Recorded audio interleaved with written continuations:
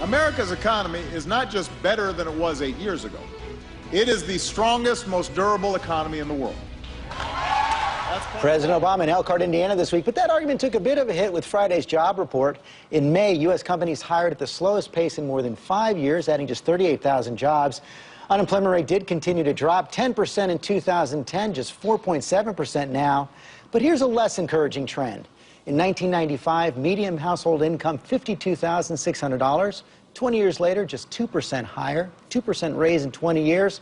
Today's debate, can the next president do anything to turn that around? What's the state of the economy right now? Joined by Paul Krugman, Nobel Prize winner from New York Times and City University of New York, and Grover Norquist, longtime president of Americans for Tax Reform. And Paul, let's begin with Friday's jobs report. Does it undercut the president's argument about the economy being so strong over the last 7 years? Well, I happen to have a chart, which I made this morning, which gives you a little perspective. This is private sector jobs under Obama and under his predecessor, and this report is that little thing at the end there, that little sort of flattening out. So the perspective is still that you've had a long run of pretty good job creation, and then you had a bad month, which was not, part of that was the Verizon strike.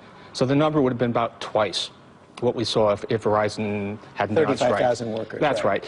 Even so, no question, job growth is slowing, the economy is slowing.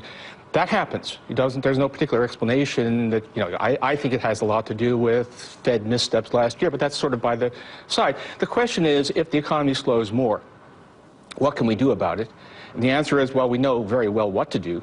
The problem is political. The question is, will the next president, well, actually, if the next president is Donald Trump, he'll probably send out a bunch of tweets at China and Mexico. Well, let's hear about the Trump plan to turn it around. Look, just where are we on this? 660,000 people walked out of the workforce last month. Not only with 38,000 people got jobs, but 660,000 people said, we're not looking for work anymore. One of the challenges that we've had is the Obama recovery is so weak. The Reagan recovery from the end of the recession to out to the years was 4% growth each year out. It's been 2% average under Obama.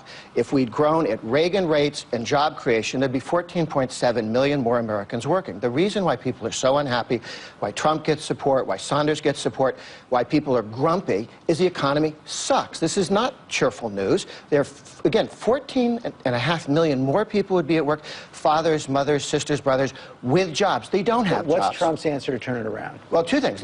I'm very happy with this tax plan. He said, step one, we're going to take business taxes, both corporations and people who drive Uber, independent contractors, 15% tax. Not 35% corporate rate, which is 10% higher than the European average, stupider than France, is not where you want to be on your corporate and business taxes. A 15% rate, extremely good step in the right direction, and he's competing with Hillary Clinton, who's outlined 6 major taxes, 3 of which she admits will cost $1 trillion. Wow, I find it it's kind of pathetic, actually, that we're still saying, oh, look at Ronald Reagan. We had a Republican president before Obama who got tax cuts, who controlled Congress, who got everything he wanted pretty much on economic policy, and Obama has outperformed him. I completely disagree on each of those points, but go ahead. Okay, but we go to Reagan because he had Reagan policies. No, but Bush Reagan, had anyway, the point is that the recovery has been disappointing. I will admit that, but it's been disappointing largely because we have had incredible cutbacks in public employment, public spending, which Obama didn't control. And the way forward is not more tax cuts for the rich, which haven't worked in Kansas, have never been shown to do what they do. What we really need is a big infrastructure build. That would make total sense given extremely low borrowing costs, given that we need the infrastructure, and given that it would be a job creator. But that's not going to happen with a Republican House. Well, except Donald Trump agrees with that. The question is how to pay for it. Well, and will the House support it? Well, the argument is growth, but we had $800 billion thrown at this issue, and we were told that was going to create jobs, and none of the jobs that they said were going to happen. The economy continued to do poorly with all of that debt that was built up, $800 billion for the stimulus package. Amazing. That policy doesn't work. It's not going to work. If you have pro-growth policies, and you talk about states, look at Texas, look at Florida, look at states, North Carolina, where they're reducing taxes and spending. Kansas has a challenge where the Supreme Court tells them they have to spend money, and then people say, oh, my goodness, you cut taxes too much. I got it. You've got a Supreme Court demanding. But look at the states with higher taxes, Illinois versus states like Texas without, and you see different job creation. But I think the point is we actually know extremely well what to do. We know exactly what is needed in this Cut problem. taxes, And the problem deregulate, is that free trade. the ideology that Grover is giving here is what stands in the way. The fact that you'll have complete, rigid adherence to that ideology, which has failed again and again and again, but nothing has changed. Nothing has been learned from experience. And Obama, and Reagan created more jobs, and Reagan created They've got more to go back opportunities. 35 years to a completely different situation. We had Bush, got all this stuff, none of it delivered. No. And it's kind of an amazing thing. It's amazing how Bush has become a non-person. Well, no, but he has significant spending increases in the last 2 years of his administration. Democrats did the budgets, not Republicans.